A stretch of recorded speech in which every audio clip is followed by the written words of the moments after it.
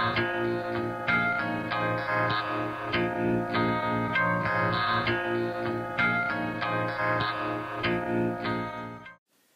right, we're at Second Soul in Canton today, and we have Doug Masiuk.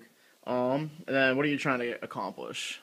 I'm currently en route and I'm running across the United States. 230 some odd have done it before, and I'll be the first person with type 1 diabetes to do this. Did you ever run in high school or college, or did you start later in life? I always ran as a kid, and I played soccer. When I wasn't playing soccer, I ran quite a bit, but it was never organized or competitive or anything like that. Okay. So. How many miles have you come so far? Wow, I still haven't run the math on that, but I do know that I'm like under 450 to New York, Okay. and I know that the last time I looked at the whole route, we were looking at this thing being around 3,400 miles total. Oh, that's so a lot. 29, almost 3,000, somewhere Alright. in there. When did you start?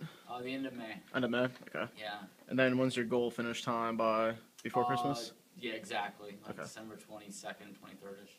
All right. What's the favorite place you have been to and run? Wow. There's just so many. It's more moments.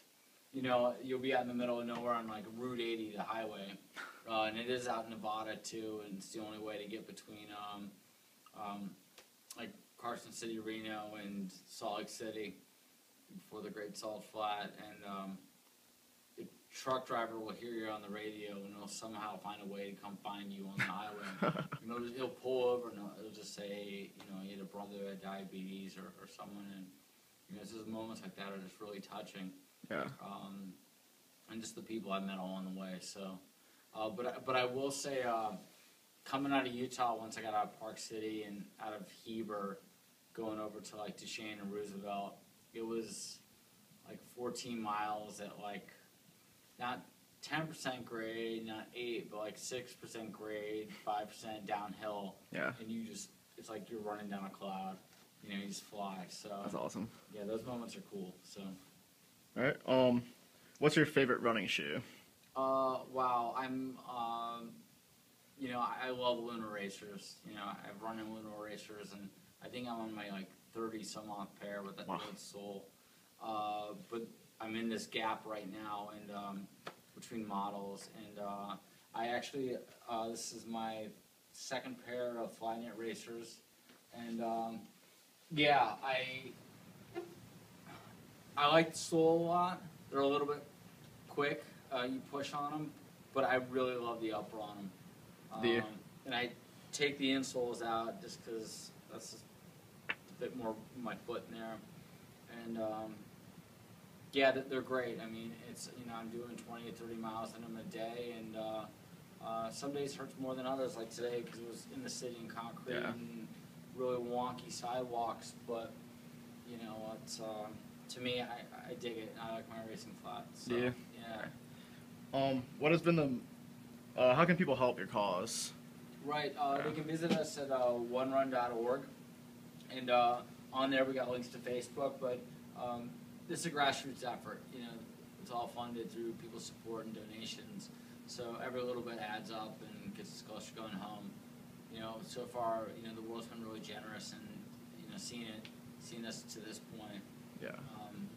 But it's nice to be able to afford to pay for a tank of gas and food to eat and stuff like that. So it's we don't need a lot, but every little bit adds up for us.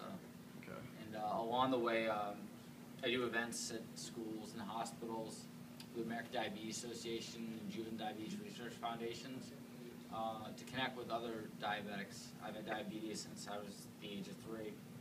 And that's really why I'm doing this, to connect and share with people and show the importance of exercise. So that's a big part of it. So it's running, but also kind of a lot of outreach and awareness too. So so far I've met around 120, 130,000 people, in person or speaking or something along those lines, and through media a lot too. So. Okay. Yeah. What has been the most valuable or rewarding experience for you this year?